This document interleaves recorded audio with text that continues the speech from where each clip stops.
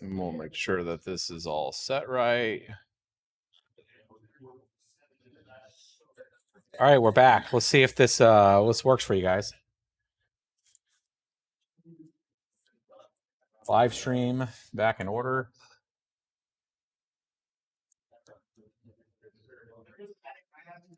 And we'll get you guys back in here.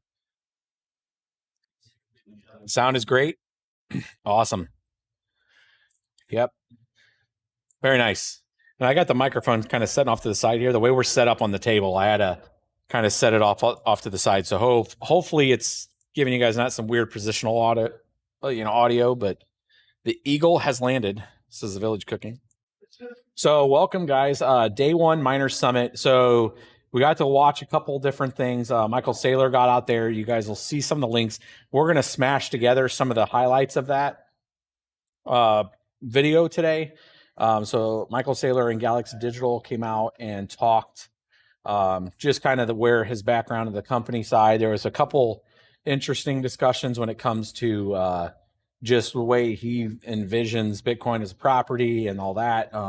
So it was a good talk. And then the one that I really cared about from the mining side was Bitmain came out and pretty much talked their strategy for like the next year. And it was the first time I've ever seen a Bitmain presentation that kind of showed, here's kind of from a company standpoint what we're doing. Here's the way we're going to start handling fixing and repairs. They're going to switch to a 3-day repair turnaround time for people's hardware. This is where like ASICs in general had always been missing that kind of stuff. Like a company coming out and saying, hey, we're going to try to treat, this is a big business now.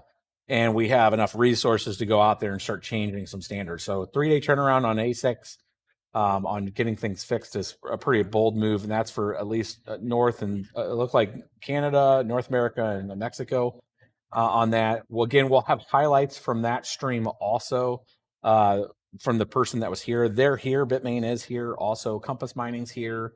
We got a slush pool. I'm going to try to get some time with slush pool. And we'll have a kind of podcast style, but we'll have cameras on it. And I'm going to talk to the slush pool guys, kind of reminisce about some old Bitcoin mining days from back in the day when I was mining with them. And, I think it should be pretty good. Hopefully everything's well. You guys are doing well. The space is up, Bitcoin's up about $40,000, $41,000. It's definitely moving.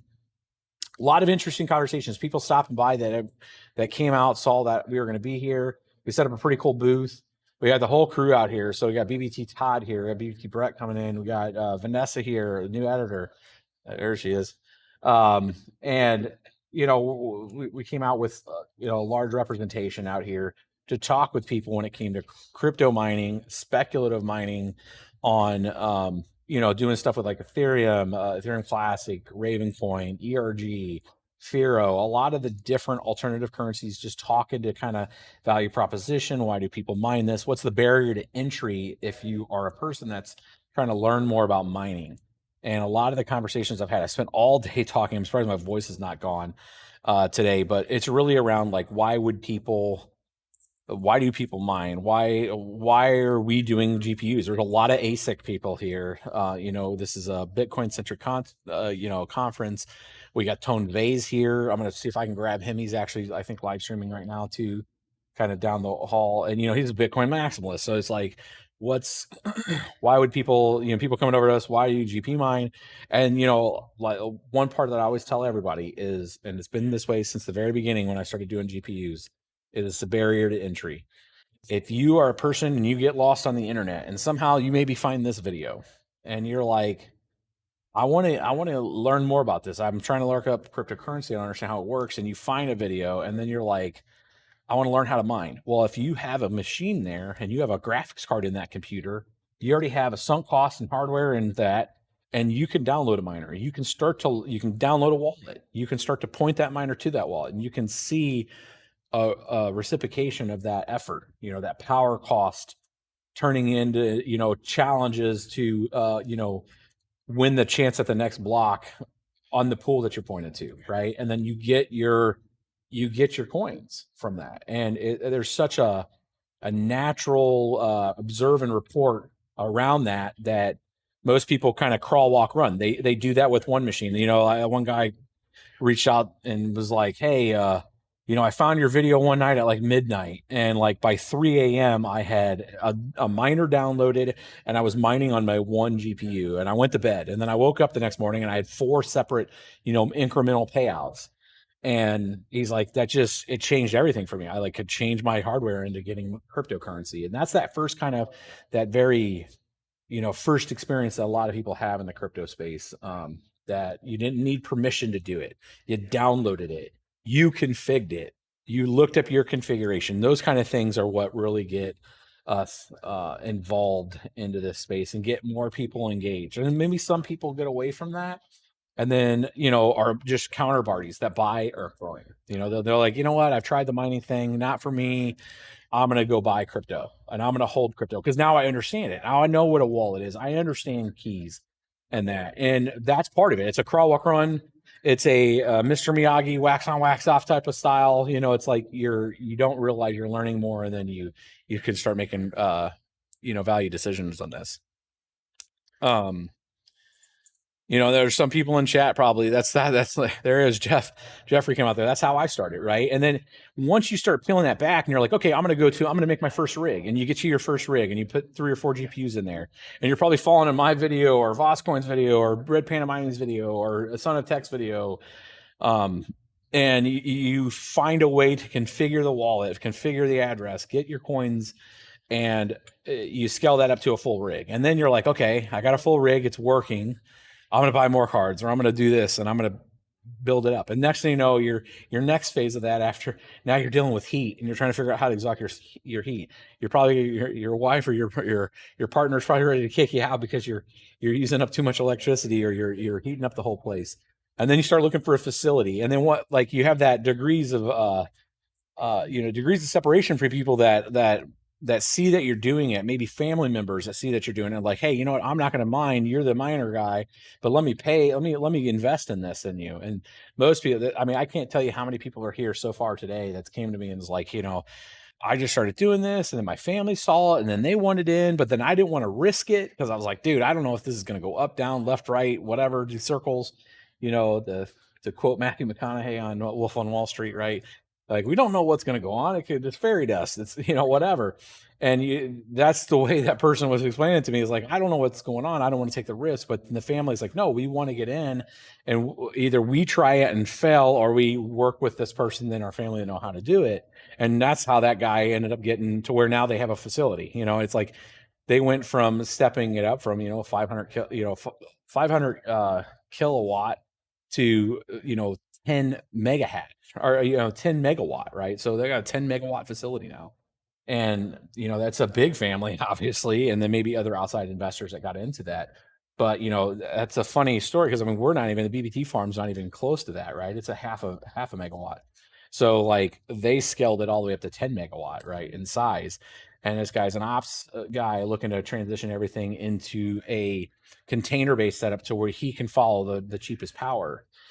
So finding things like that's very interesting when you can interact. That's what this kind of conference stuff is. I'm glad that, post COVID, we can start having conferences like this. It's not to take anything from like the Miami conference, but the Miami conference was, from everything that I've seen from it, was a lot of hype. It was really hard to get around, and people weren't having like really business meaningful conversations around mining. It was more around the token and the coin. I know, it was a Bitcoin conference. I know a lot of people were talking Ethereum there too.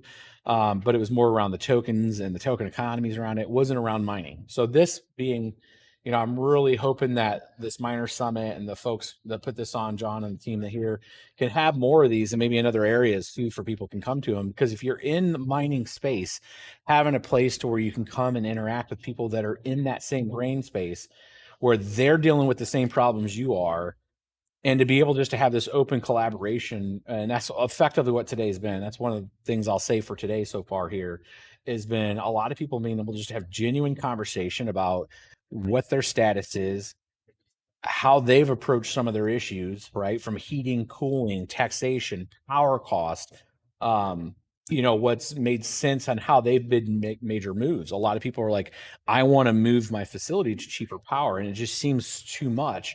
But when you look at like transitioning it into a container and then shipping that container, it actually gets down pretty low in cost. I mean, there was one person who was telling me it was costing them $3,700 to put their stuff into a container and ship it to an area that could be a lot more cheaper power. And then that place then worked and would take that container and help them do the racking on it and put the LTE tower on it to be able to broadcast and send it to their pool. And that there's a company here that facilitates that, right? And finding those companies that do that kind of stuff is really like a needle in a haystack in this space. Like, who do you call? There's not yellow pages on this. And they're not advertising in like the internet that much. You find them here at a place like this. And I think that's a pretty cool place. So I've been kind of ranting for the last 10 minutes. Let's look at the chat. I'm gonna we there's some things coming up tomorrow. ASIC Jungle, I believe, is talking. We have DMG crypto blockchain talking. I think I'm gonna get on there. We're gonna have a conversation around color of coins, the stuff with Marathon going through OFAC, related coins. We're going to talk to kind of like the bad, like how that's bad and not good, and where does crypto regulation really need to go, that kind of thing.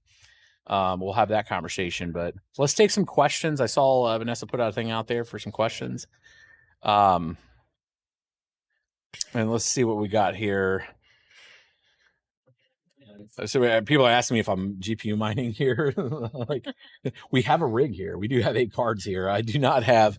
I could probably run some risers to it, but I'm not GPU mining. I do have the power meter here, and I do have a 1080 in this box here that technically I can actually mine with the 1080 and show people. And I was thinking about doing that, but we'll see.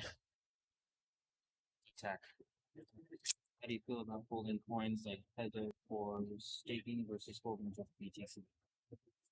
All right, yeah. So DTech asks, how do you feel about holding coins like Tezos for staking versus holding just Bitcoin? I mean, it's just a different play, right? So you're taking Tezos and you're looking at the APR rate of Tezos and hoping that you're getting more payout in Tezos than you could be with your Bitcoin going up and down. I will always say, don't go all in on anything like that. Take a 3 to 5% hedge on anything. So like Tezos is a play, then take 3 to 5% on that. Again, not direct. This kind of financial advice, but like I'm not a financial advisor, but I'm just telling you what I personally do. I actually have some Tezos that's earning staked interest. That's actually in Coinbase though, so I got it in Coinbase doing that right now for that. It's one of the few plays I'd actually have where I'm earning interest in that way. But I would not go full on that. And you kind of hedge because the markets are going to ebb and flow, predicated on all sorts of things from speculative interest to maybe they found some other utility.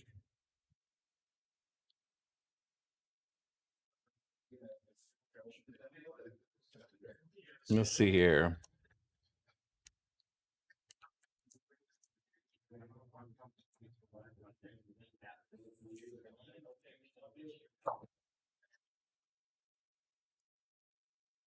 See if there's anybody. Is there a rule of thumb of how much extra electricity is required to cool a location down per miner? I mean, there's definitely like thermodynamic calculations you can figure out in CFM count and what the potential energy output of the GPUs are. I mean, you can go through some of that sophistication if you have access to somebody that can do that math for you. Otherwise, what I've always told people in facilities is spin up sections of your farm, and what you should do anyways, like when you're doing a build out, get what you can running as fast as possible, right? It pays you no interest to just build everything out and then power everything up at one time. Start bringing up racks as you build them. And as you start seeing the temperature, you can start to see where if you're at your thermal limit, you need to make some design changes, right? You can pre-design to have a basic understanding of where your hot lanes and your cold lanes are at and how much airflow. But really until you get that design, because there is a lot of idiosyncrasies to this. Like if you have specific sections in the building that are not fully squared, or you have some kind of weird trapped area where the heat's going to hold, or if you have vaulted ceilings or high ceilings, there's a handful of indicators that can adjust it. But unless you have access to somebody to do the specification on there and understand what the output of the heat generation is going to be from those particular units, and you consider like an Antminer S19 running like 1500 BTU, and you can figure out, okay, we have X amount of them with the airflow of this CFM, you could start to calculate what your heat ratios are going to be. But like we've always found, like at least with our farm and folks that we've helped out other farms, as we've spun up stuff, we've addressed issues and routing of air appropriately to that, and you just kind of you do it as part of that build out, just from a crawl walk run standpoint. I mean, there's different ways, and there's more professional ways. Like an enterprise place would be building out a data center, you can handle it a little different, but because you're going to want maybe different access to panels and switching out rigs, you start thinking maintenance schedules of how to get access to it. But from like a home miner and a mining shed, just start building it and then start looking at where you're needing to get rid of some airflow. There's other ways to bring in, 3-inch PVC, add some, cut some divot holes, to where you can start pushing specific air to specific rig fronts, where you're just not blowing into a room and you're actually channeling that air like a vacuum, like a reverse vacuum blowing up to the rig specifically. There's different ways to adjust where you want that airflow at and that exit.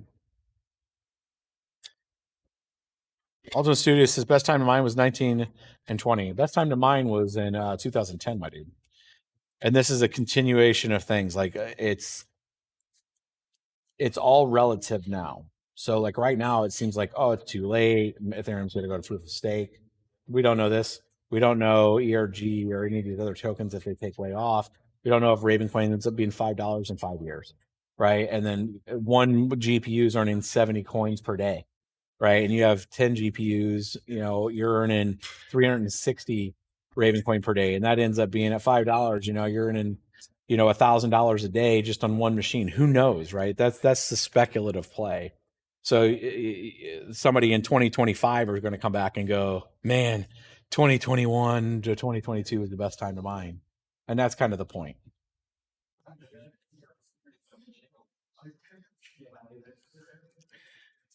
Will the deflationary impact of 1559 have enough to offset the 7% ETH being paid back out of ETH 2.0 blockchain for the current stakers when the merge? Wouldn't it just cancel out the deflation? That's actually a good point, my dude. So the big thing with 1559 is when we were at 2+ coins per transaction fees per coin, we had a situation where the 1559 base fee burn may have exceeded the inflation rate of the 2 coins per 15 seconds. So this is where you get that quote unquote deflationary ETH. So for anybody not tracking, I'm going to say it one more time slowly. Ethereum has 1559 coming out. That is a EIP, Ethereum Improvement Plan, that's coming out in about a month from now. That is going to change the way the fee structure works when it comes to Ethereum mining. Currently, Ethereum mining is earning about 0.2 to 0.4 Ethereum per block transaction. Every 15 seconds, 2 coins are minted as new inflationary, and then 0.4 is pretty much the average right now of transaction fees that are summed up and included as part of that base fee, or part of that fee that we get as a miner. So that'd be 2.4 coins per 15 seconds. Not even a couple months ago, it was 4 to 5, to where we were earning a total of like 3 different coins. We were earning as the transactions 3 additional to the 2. So the base fee burn could have exceeded 2 coins on certain base fee burns. So you would have this inflation of 2, and then maybe 2.3 that was burned, and then 2 or 3 extra coins. So we'd end up 2.2 in that one transaction versus 5.2, and you would have 3 being burned. So you'd actually have a deflationary effect on Ethereum. If everybody could track that in here. We got a lot of plate things going on in the background. I have no idea what's going on back there, but there's I have no idea. We're checking to see what's going on with the plates that's set up here. Could you guys hear this plates crackling? Anyways, so the current status is ETH's at 2.4 coins. That's of the 0.4 transaction fees of the 1559. We're looking at like 0.2 coins are going to get burned, like less than 15%. It's not deflationary. It's just going to curve inflation. It will not offset what's going on Beacon Chain, ETH2, which is stakers that are there right now earning Ethereum. So there's additional Ethereum being minted right now on Ethereum's network on Beacon Chain. And you take the totality of ETH1 and ETH2 to look at the total of supply inflation. So is it offsetting it or not? Who knows? It probably will not right now unless ETH fees jump back up to where they were. But I don't think, honestly, it's going to happen. I think what we're seeing is this transition, this rapid transition to Polygon, and using the Matic token in all the layer one transactions. So a lot of the DEXs, the Uniswap, the Sushi Swap, a lot of these moving over to a layer two is not now collecting a lot of the fee structures that were happening on layer one before. So now you have that situation in play. So we're seeing a massive drop in total yield. So if you've been mining for a while and you're wondering what the hell's up with your yield, a lot of that's due to the 2.4 coins per block now that we're earning versus the 4 plus, right? And then those peak times where we get to 9 and 10 coins, per block when there was huge amounts of traffic and you'd see these spikes in your payouts. That's not a thing right now. And will it become a thing? There's still a lot of not everything's switched to Polygon. So if we had a massive bull run real quick, and let's say Bitcoin flashes to 50 plus thousand, Ethereum jumps over 3,200, you're going to have a lot more people going back into DeFi, trying to take advantage of the volatility on the upswing, and you would have more transactions go back up. But is it going to be at the 9 to 20 Ethereum at a time? Who knows?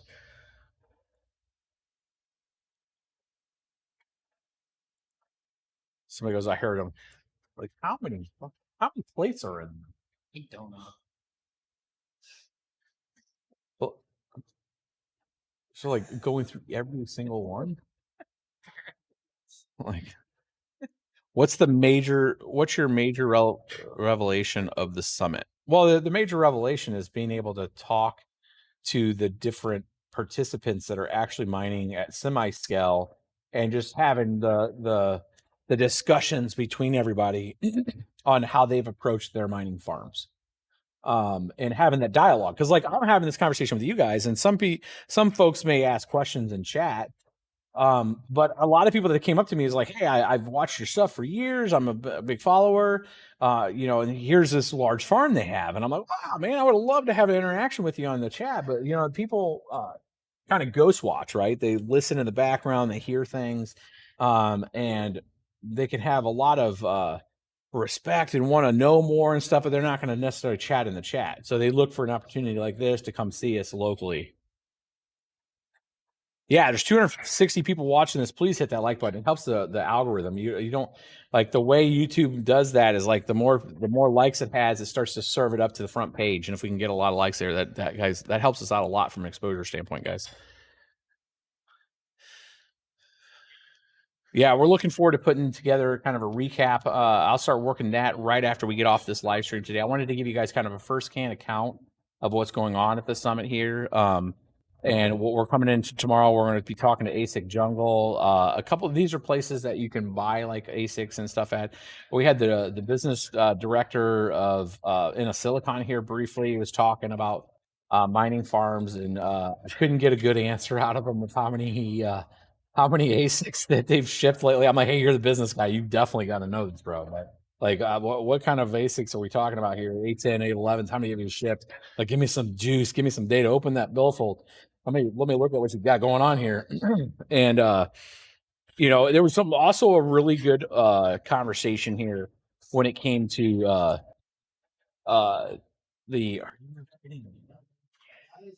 like. I'm so sorry, guys. Can you guys hear that? Is that bothering you guys? All that, all those plates. Oh, they're done. All right. So when. Yeah, hold on. We'll wait for him to walk past here. Imagine if they bring more out. No, they bought all the plates there, so we're good. Hey. No problem, Alex. Thanks for it's fine. Okay, awesome. It's really loud here, so we got the sound dampening on this to try to take care of the outside audio. So I was just making sure that everything I was talking, you guys were hearing crashing of plates. Awesome. Okay. So one of the interesting conversations that we had today too, and it's a very interesting perspective when you think. Let me paint the scene for you here.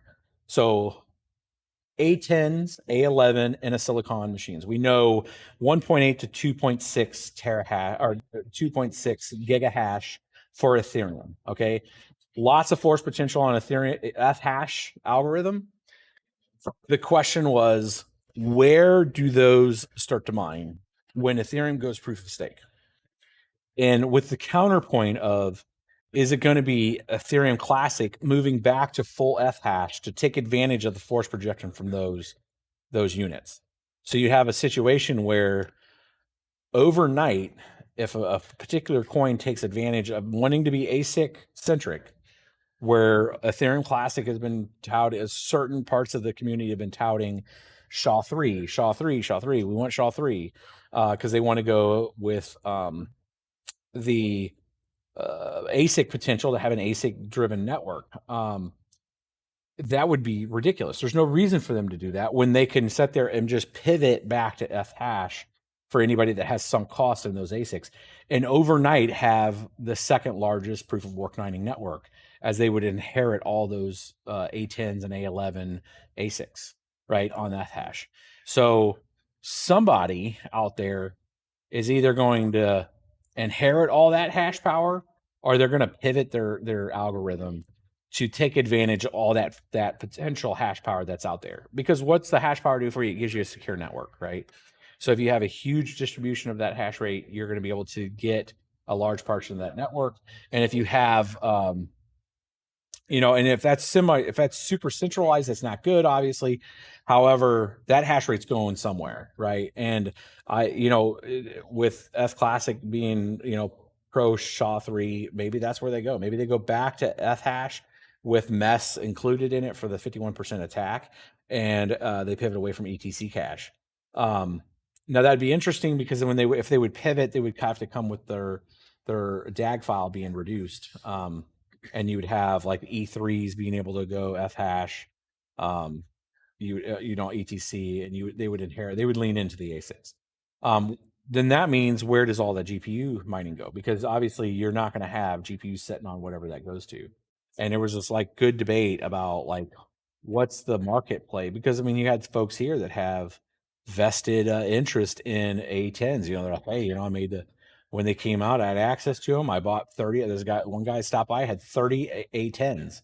And he's just like freaking out. And I'm like, hey, that's part of the parcel of owning an ASIC, and that's part of the risk. I felt that with the SP45 and a silicon ASICs that I had back in the day when Bitmain released like the S4s and the S5, and ultimately the S9, which was more than 2.5 times the hash rate at a quarter of the power. And, that's just part and parcel of that space. But it was a very interesting angle that I wasn't really fully tracking, that, all those ASICs could go to one of these other coins that come back to Ethereum. Another good one from DTAC.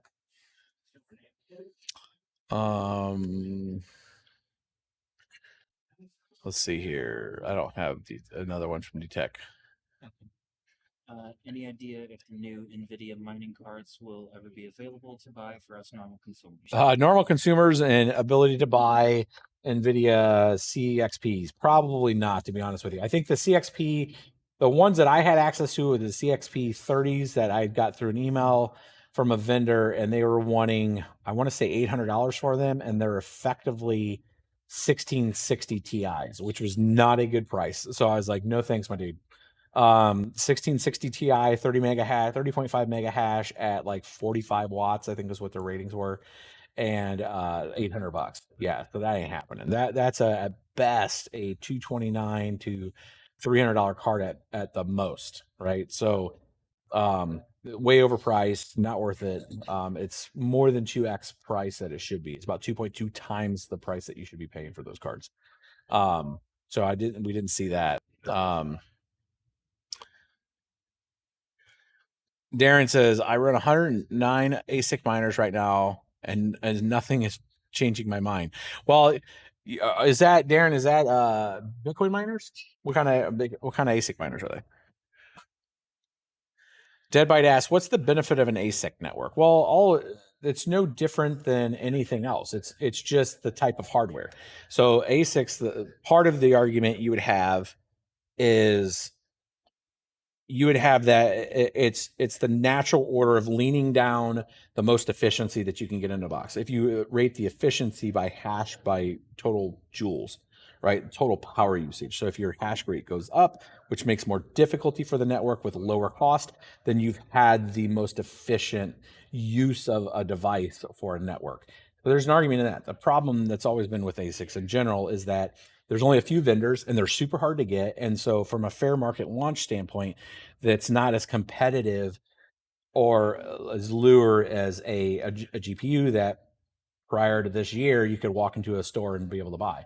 Now nobody can buy damn GPUs. So now we have a whole other issue, right? So, but you would have that counterpoint. So ASIC resistant coins that don't want that, what they're trying to do is not have only a handful of people that have access to buy that hardware to be able to be in control of the network. And that's kind of what's going to happen with some of these other silicons, where a lot of these have not left China. I mean, I know of a few people in the U.S. that have them, but nobody at scale has in a silicon in North America, from my understanding. So most of them have been just in China. So then you would have a centralization of F hash in China with that particular coin currency. Richard Porter, $20 Canadian. You're a legend, my dude. You're a legend. Richard Porter's been around, been a big supporter of the channel for a long time. Cedric Ferrier. Don't bother me. I knew what it was. Just stuff in the background, not that loud. Awesome. Do you see any other companies entering the ASIC manufacturing? Absolutely. I think there's a no-brainer that we're going to see Samsung officially get in there. I have no doubt that we're going to see another couple big vendors get into ASIC development. So part of that is, I mean, just in the discussions here, people are really looking forward to the fabrication happening in the U.S. here soon when we get Samsung's plant up and running.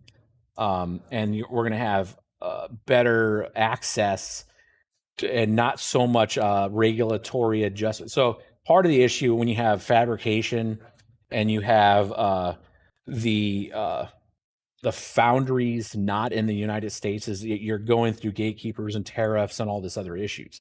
So from a North American standpoint, and the exporting laws, the infrastructure to allow people to get into better timelines, more communication, a natural discussion point that you could get into with folks from like business development, all that stuff being a lot more accessible in North America.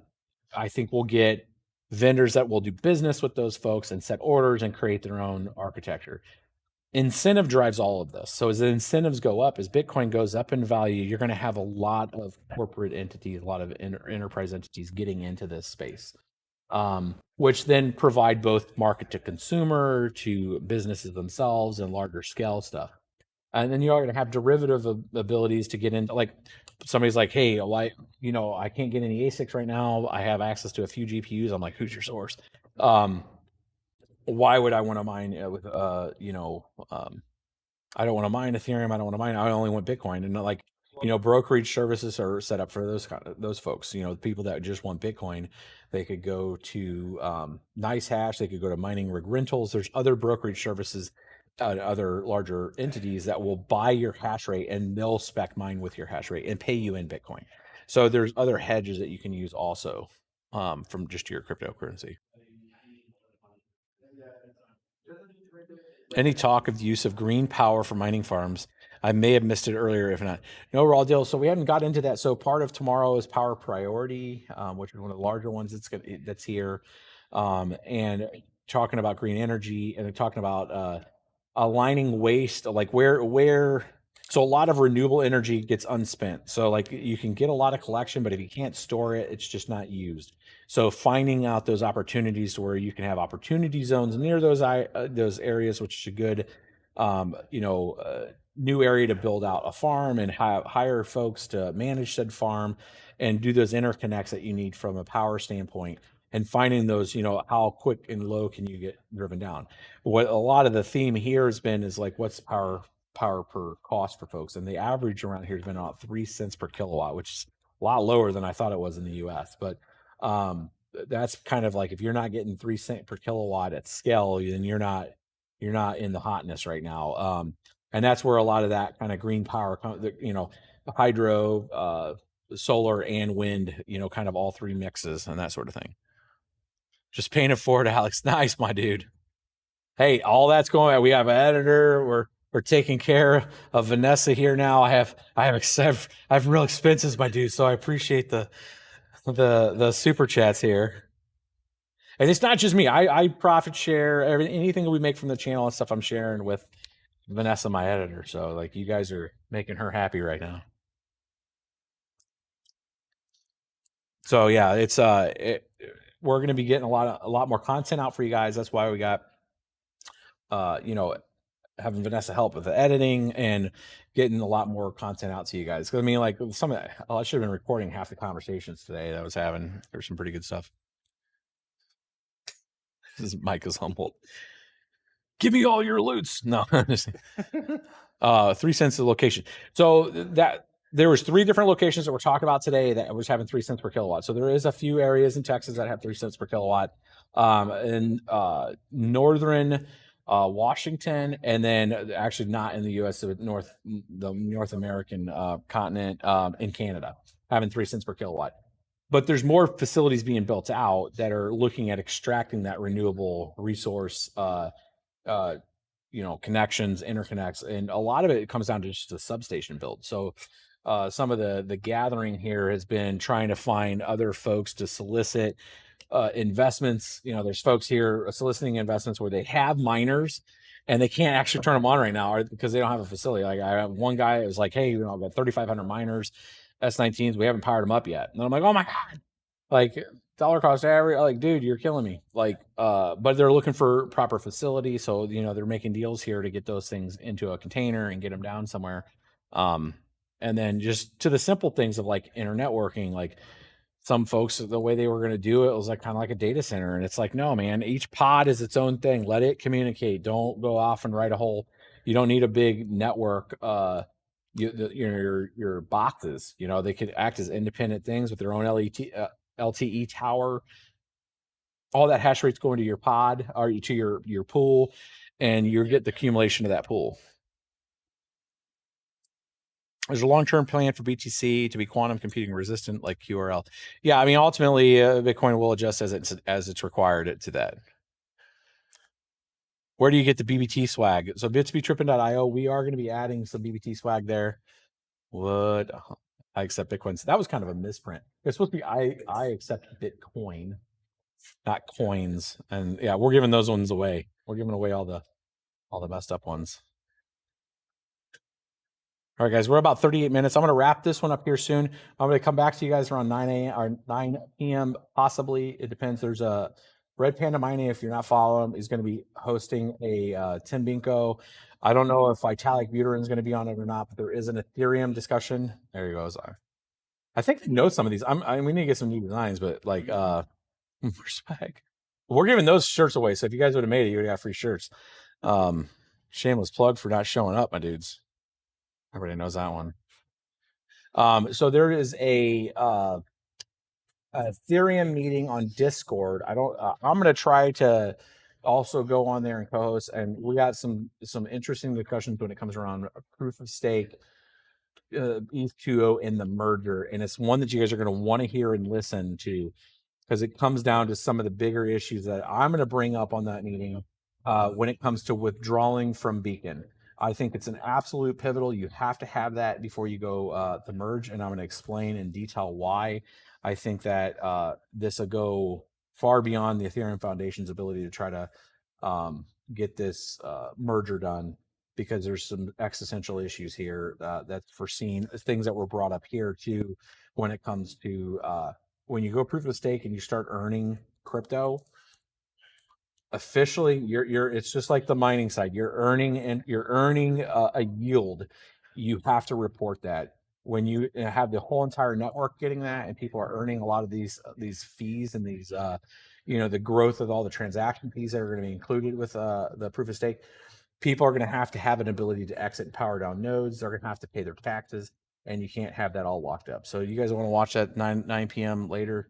If you don't see me live, it'll be on on Red Panda Mining. So you guys hang out. I'm going to wrap this one up. Thanks again for those